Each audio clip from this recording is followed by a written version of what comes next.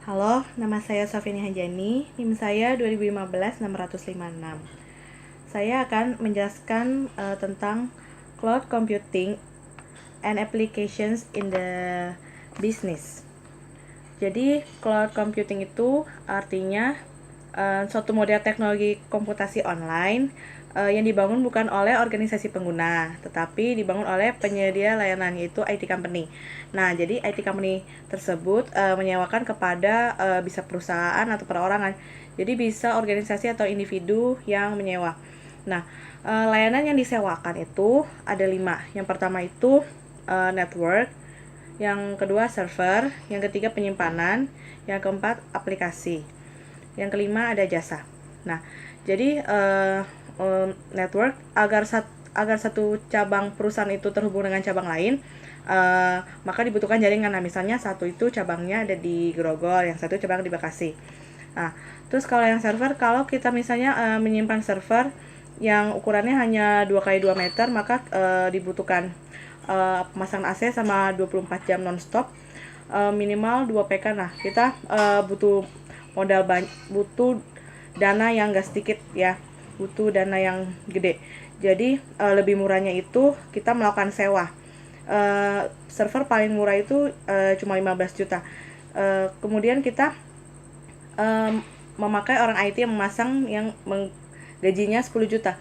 Jadi ketika kita menyimpan komputer server di organisasi, maka kita juga harus menyediakan mana organisasi bagi server tersebut. Jadi kita harus buat koneksi internetnya. Kita harus beli komputer servernya. Kemudian penyimpanan bisa pakai flash disk, hard disk, tapi nggak bisa dibagiin atau sharingin. Jadi kalau disimpan di internet itu bisa dibagikan ke banyak orang, kayak Google Drive, OneDrive, dan lain-lain. Kemudian aplikasi, yang keempat aplikasi software, jadi kita bisa sewa. Kemudian yang kelima yaitu jasa, jadi kita bisa mengelola infrastruktur dan juga mengelola instalasi. Kemunculan dari cloud computing ini terbentuk karena akibat dari maraknya perusahaan yang membutuhkan infrastruktur, jaringan, server, penyimpanan, dan aplikasi yang semakin meningkat. Nah, jadi sedangkan untuk memelihara dan membangun cloud computing ini sendiri, yang pertama itu kita butuh biaya atau dana yang tinggi. Nah, yang kedua itu sumber daya manusianya harus kompeten. Jadi harus orang IT yang memasangkan dari cloud computing tersebut.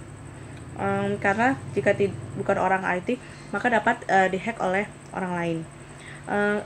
Kemudian munculnya sistem sewa daya teknologi informasi ini, kita bisa dianalogikan seperti misalnya untuk meminum segelas susu, kita tidak harus memelihara sapi dan membangun kandang terlebih dahulu, tetapi akan jauh lebih efisien dan lebih murah jika kita membeli saja botol susu di supermarket yang hanya berharga 20-an ribu. Kita sudah bisa meminum sebotol susu tersebut daripada kita harus mengeluarkan banyak modal untuk memelihara banyak sapi dan untuk pemeliharaannya. Cloud computing ini diartikan sebagai komputasi awan.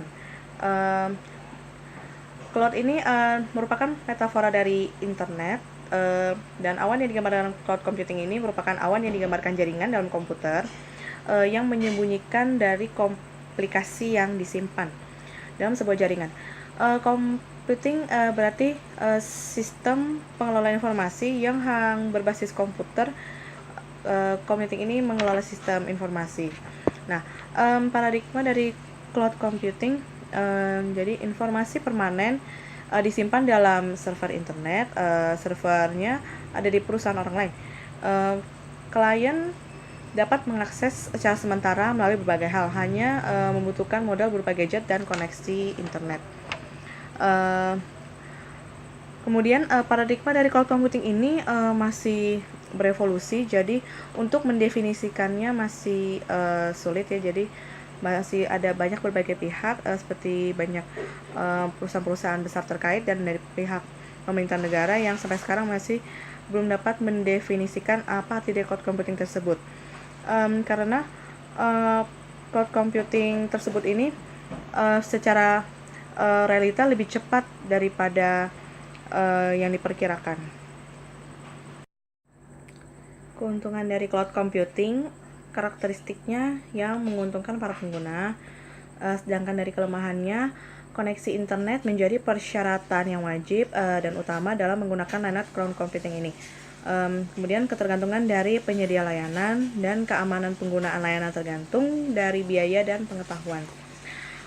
Jadi cloud computing ini punya 3 jenis layanan, yaitu yang pertama platform as a service, yang merupakan layanan yang disediakan konsumen yang dulu mengembangkan aplikasinya namun hanya bisa berjalan dalam platform tertentu. Konsumen tidak memiliki kendali terhadap sumber biaya komputasi, dasar memori. Media pioner dari platform as a service ini adalah Google Application yang menyediakan berbagai perangkat untuk mengembangkan aplikasi.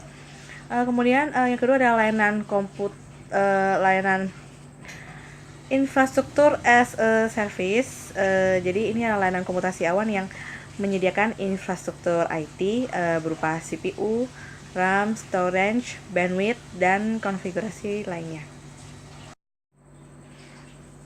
Di dalam cloud computing ini terdapat lembaga yang bernama NIST. Jadi dia merupakan lembaga yang bertanggung jawab terkait dengan definisi dari cloud computing tersebut. Jadi lembaga NIST ini membuat rekomendasi standar cloud computing. Jadi dalam cloud computing ini punya 5 karakteristik inti dan umum, 3 model layanan, dan 4 model penyebaran. Deployment model yaitu merupakan model penyebaran ke para pengguna. Yang kedua, service model, model-model yang merupakan model-model layanan dari perusahaan kepada pelanggan yang dijual secara platform dan layanan infrastruktur. Karakteristik inti berarti tidak semua aplikasi berbasis web dapat dimasukkan ke cloud computing. Kemudian